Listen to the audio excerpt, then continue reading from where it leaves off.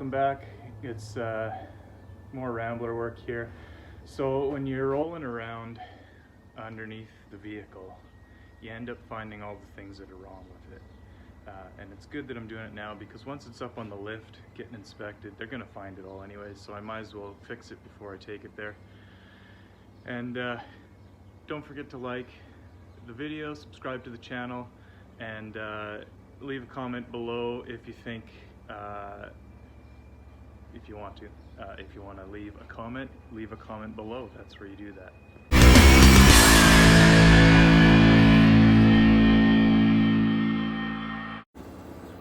So I'm just in the process of cleaning this all up with the old eye gouger, and as I'm doing that, rolling around, I kind of always had in the back of my mind, there's these positioning arms, these forward sway arms that go from a mount right here up to midway just in front of the e-brake there, and they bolted onto the torque tube, and that's what keeps the rear end straight to the car. That along with a sway bar that goes from here down to the, or a panhard bar that goes from here down to the other side of the diff there.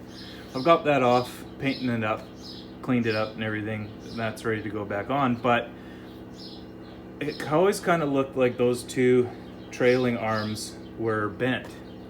And I just kind of always assumed, because both sides were bent, I figured they were meant to be bent from the factory.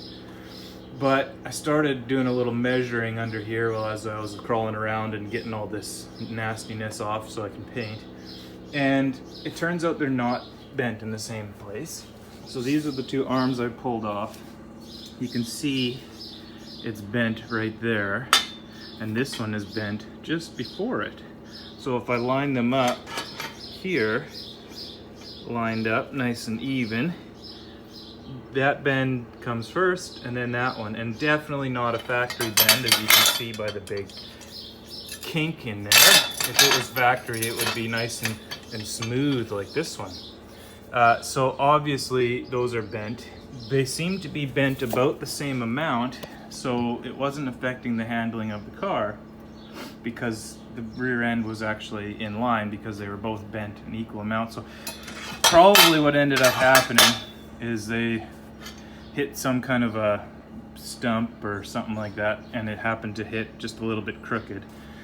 So I'm gonna go ahead and make two new ones of these up.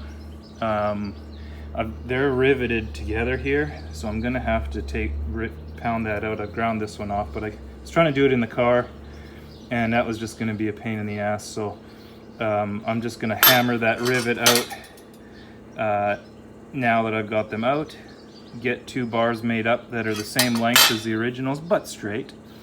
And I'll just replace this with a high grade bolt, and that'll be just fine.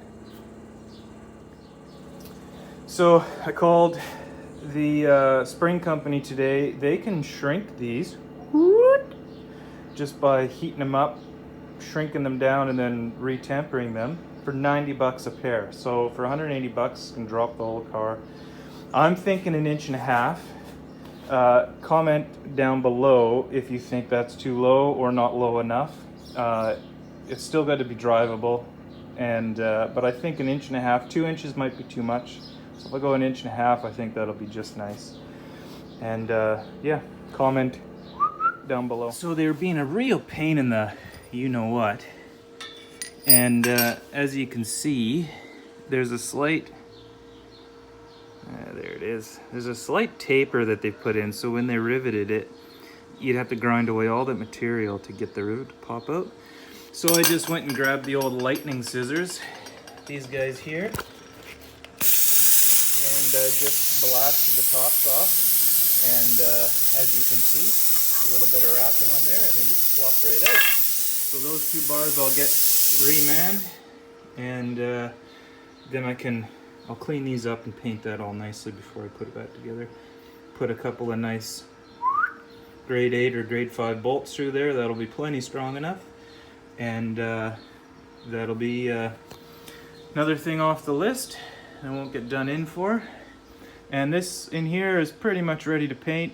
I just gotta blow off a little bit more, and then I can get that. I've got some zinc it kind of black stuff that goes flat black, but it basically is like cold galvanizing, so that'll keep the rust away, and then I can always go over it with some kind of other gloss if I want, but matte black is fine for this car, so that'll be a good couple coats of that. So ended up cleaned up these are the brackets off of those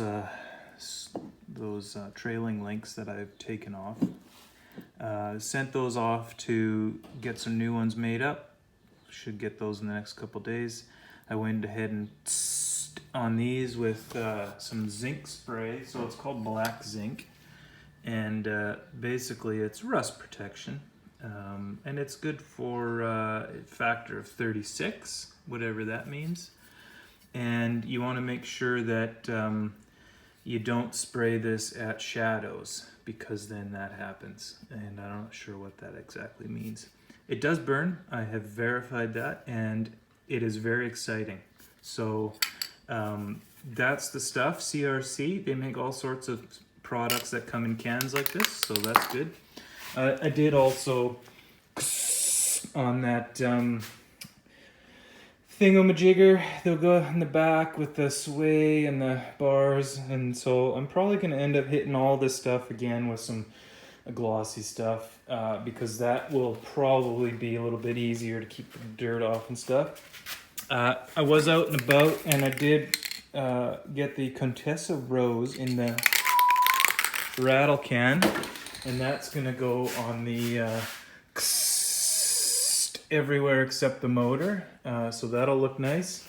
And in and around doing all of this, my compressor motor crapped out. So this is 240 volts, 60 hertz from America, North America, from Canada, and it was working fine, except it was tripping the breaker, and then all of a sudden today it got real hot and stopped working.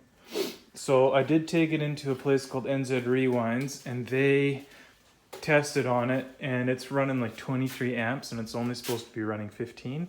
So he said something's definitely not right inside, but it's not worth fixing, because it's an American motor and it's running on 60 hertz and everything here is 50. So he sold me this one for like a whole bunch more money than I wanted to spend today, but it ended up working great. It runs a bit slower RPM than the other one is rated at, but he said with the 50 hertz going into it, it was only running at about that RPM anyway. So hook that up, runs great. Yeah, so basically the diff here is all cleaned and ready to go. That I got all finished before the compressor crapped out. So I'm gonna, next video, all of that, and it'll be all nice and black, just like these brackets here. And it's actually good that I had to take them all off, because then I can clean and everything underneath and around, and the bolts and all the whatnots. So yeah, and then yeah, back to work tomorrow. So that'll be that. Hopefully next video in the next little bit. In between all of that, we did end up going to the beach, which was awesome because it was 27 degrees today, and the beach is literally a 2-minute walk from my house. So feel free to be jealous about that, especially if you're watching from North America, and especially if you're watching from Manitoba, where it's cold and you have to bundle up. I am in a tank top and jandals and pretty much be like that for the next 3 months. So hey, subscribe, like, do all that stuff, and check out the next video coming.